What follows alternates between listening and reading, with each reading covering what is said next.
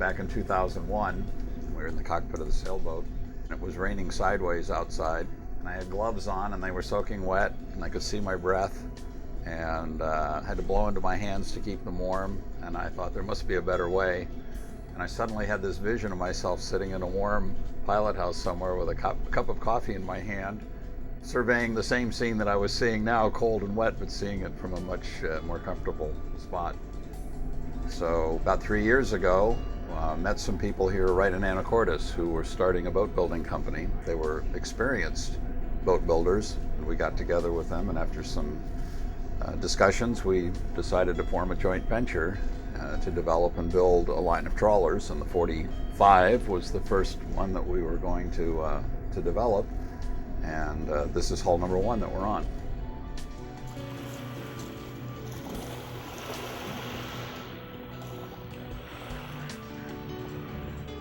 We have Steve Seaton now aboard with us to help us in the development of the next 2 models, as well as custom boats.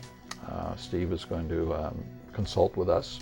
I've been asked by other companies to do this, and I've turned them down because I may have liked the boat, or I may have done a boat for them that I liked, but they didn't have the almost childlike enthusiasm to build something really special.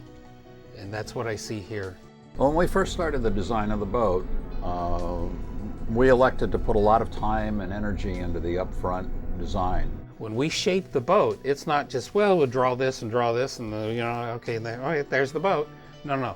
We massage the shape, and we change things, and we tweak a little bit out at this end, a little bit out of this end, to change the prismatic coefficient 1/100% to get it so it's right for that particular design, that length of boat, the speed of the boat, the weight of the boat. All those have to go into the process of designing the boat. We use Unigraphics 3D modeling program along with Ideas, which is another modeling program, to completely model the boat. You find Unigraphics primarily used in the aviation industry. Most boat designers don't really feel they need to have that powerful a program, because they're going to design the boat, and then they're just going to turn the drawings over to somebody who's going to produce the molds by hand, as opposed to taking the 3D modeling program and then just going right in and cutting those molds on a CNC machine.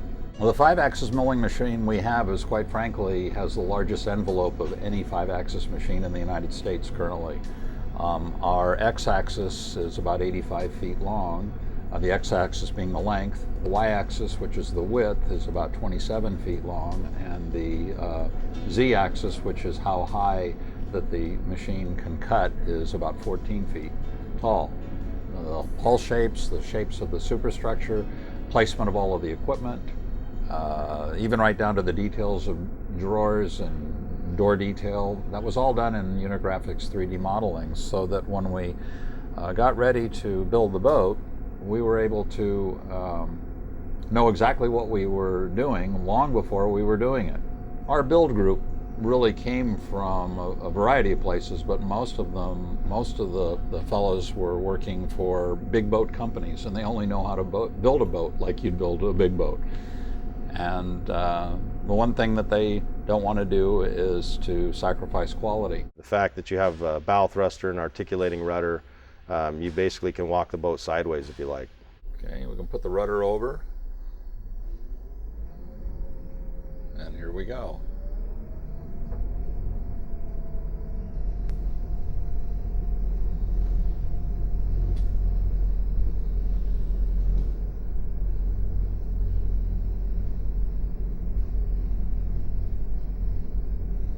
Pretty impressive. Each one of the guys feels like they're putting their signature on this boat just by the quality of the workmanship. This boat here has a lot of the qualities that a commercial boat would have. As a matter of fact, I wouldn't hesitate to take this boat up in the Bering Sea and run it around. I mean, it's built just like our fishing boats. It has a very robust engine, a commercial duty engine is our standard package. It's designed, you can run the thing very hard for longer periods of time versus other engines that are out there. It's not a light duty package. We have a heavy shaft. We run a 2.5-inch Aquament 22 shaft, which is our standard. We have a very large prop and a bigger reduction, which has a tendency to push the boat much easier. Well, we have a lot of debris here in the water in the Northwest, so we elected to put a layer of Kevlar in there. Kevlar is known for its strength and bulletproof vests, and it makes the hull somewhat puncture resistant. The boat can handle rougher seas. It can buck, into strong winds. The flare of the bow is going to shoot the water out versus it just rolling right over the top, simply because it's obviously very tall. An asymmetric design maximizes the amount of space that you have internal to work with. In an area like the galley, you can pretty much have any of the things that you're accustomed to.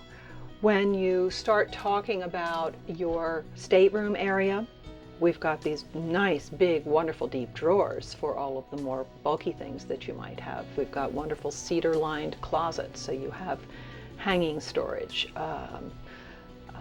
a real washer dryer, a Bosch washer full size, a Bosch dryer full size, so you can do your laundry and you don't have to bring 3-4 weeks worth of clothing. It's a lovely head with a nice big shower. You don't have to wander up a dock and shower at the marina. It's here for you.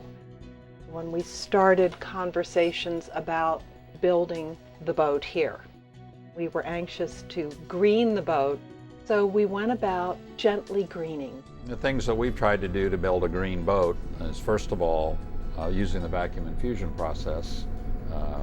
Doesn't release any VOCs in the air. You literally watch the guys doing the lamination and they don't need to wear a mask. Anybody can walk in there and you really don't smell any odors.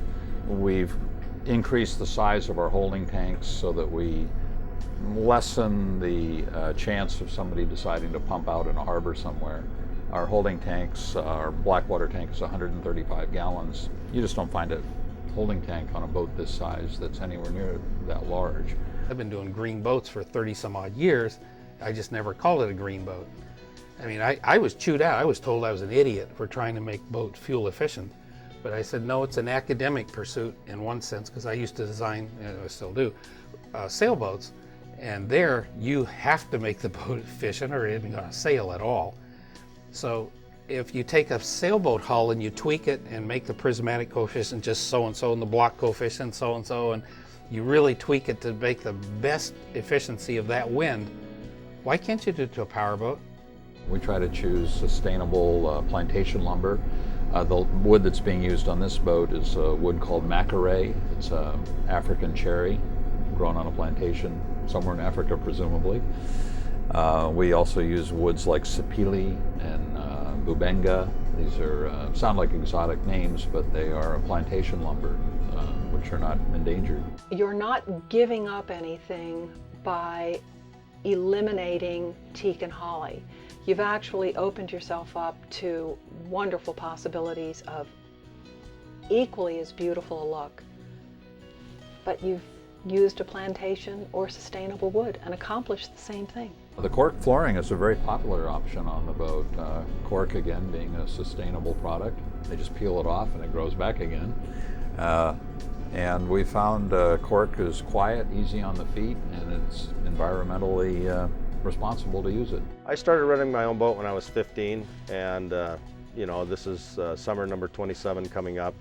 And I think growing up and fishing in the Bering Sea has been very important as far as my future with building yachts. A lot of the things that we rely on up there, we're incorporating in the yacht build now. We need to have very good quality construction. We need to have, little to no breakdowns. We need a vessel that's going to perform every day, day after day. And that's the way we operate. When we're up there, we go 110%. We're working 20 hours out of 24, and there's no time for delays or breakdowns. So, with that understanding, we've tried to incorporate all of those things into what we have today, and that's the Northwest 45. This is a well-built boat. It's well put together, and the fuel efficiency of them, the sea kindliness of the boat, the motion of the boat, the fact that it's a home, that it's family-oriented. You could take the boat on, say, the inside passage from Seattle all the way up to Alaska and feel comfortable and safe and really enjoy the trip. This boat's comfortable if you're on the hook, it's comfortable in the harbor, but I think it is a boat that begs to go places. This type of living appeals to those who like to be together, who like spending time with one another. You wake up in the morning and you look at the weather and you decide what you're going to do. Our customers are retired engineers, they're retired business owners, they're people that have made enough money to live a comfortable lifestyle, but they're certainly not ostentatious people, otherwise this wouldn't appeal to them. This is a boat that they can drive themselves and they want to be at the helm, they want to be in control. This is not a dock dolly. It's not going to be stuck to the dock. It's the kind of boat that you're going to take and go places. We have lots and lots of interest in the boat. We have boats under construction, and so we're quite excited about the future.